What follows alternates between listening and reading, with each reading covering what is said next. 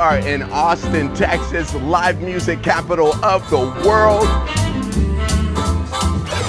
But that ain't what we're here for. Did you know that Austin is home to 1.2 million bats? And they all huddled up underneath this bridge.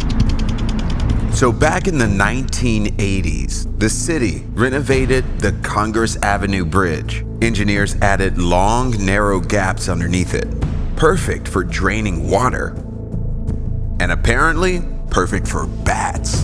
Before long, thousands of them moved right on in. Thought I heard something. Well, let's just say the people living there at first, they freaked out. And let me tell you something, they didn't like that at all. In fact, the community said they were so scared, they raised all kind of complaints and had protests and stuff. I don't blame them. But you know what? The scientists said, relax, they only eat insects. And just like that, Austin's bat problem became a full-blown tourist attraction. Turns out, Austin didn't have a problem. It was a phenomenon because these bats, also known as Mexican free-tailed bats, they weren't dangerous. In fact, they were actually great at pest control. And every evening from spring to fall, more than 1 million of these Mexican free-tailed bats burst out from underneath the Congress Avenue Bridge. The thing is, you could have the perfect spot, but like tonight, when the wind was blowing the opposite direction, the bats followed. So we didn't get the best view of the bats. But halfway across the world, y'all, things get bigger. And I'm saying much bigger.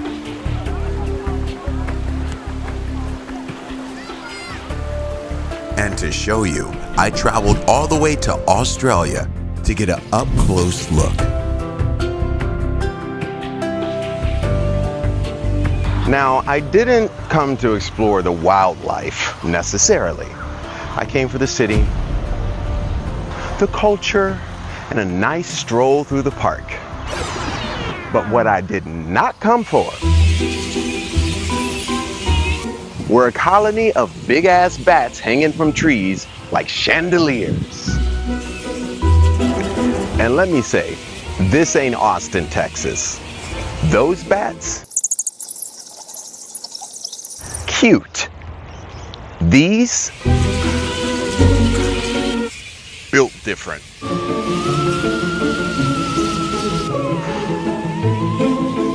All right, let's go. Before they decide to braid my hair. You're in Parramatta, right outside of Sydney. You're looking up in a tree, somewhere inside the city. And there they are. Flying foxes, AKA fruit bats. Hundreds of them. Roosting together like nature's own chandelier. But these bats aren't your typical bat cave dwellers. These are some of Australia's biggest bats out in the open.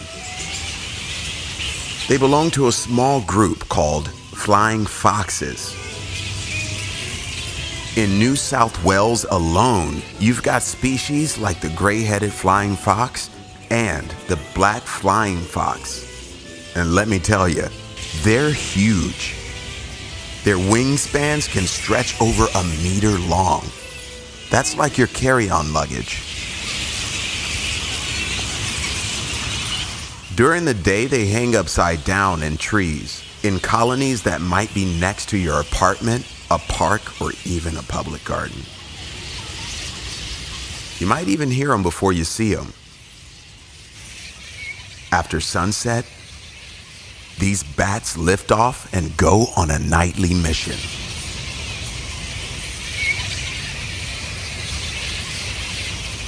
You can see hundreds of flying foxes. It's eerie, beautiful. It's nature refusing to stay hidden.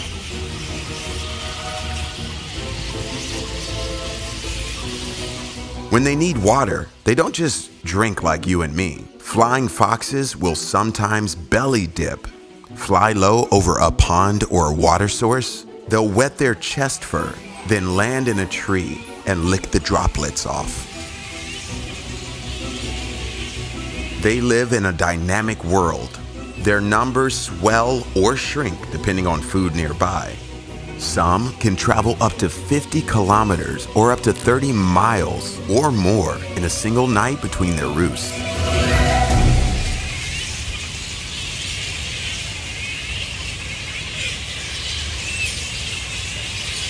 Unlike the bats in America, they're not chasing mosquitoes. These ridiculous, massive, screechy beasts aren't just dramatic visuals, they're vital.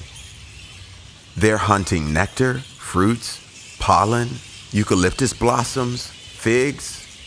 They're some of Australia's most important pollinators. They carry the pollen and seeds, which can help regenerate native forests and plants.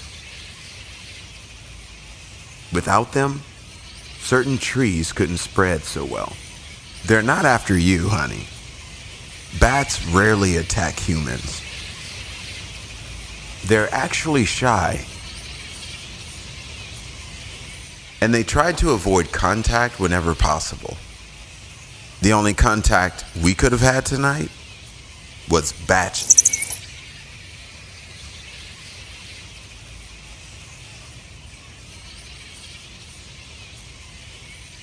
And they all return at dawn. And y'all, I'm telling you, I'm not that great with bats, but I do respect them.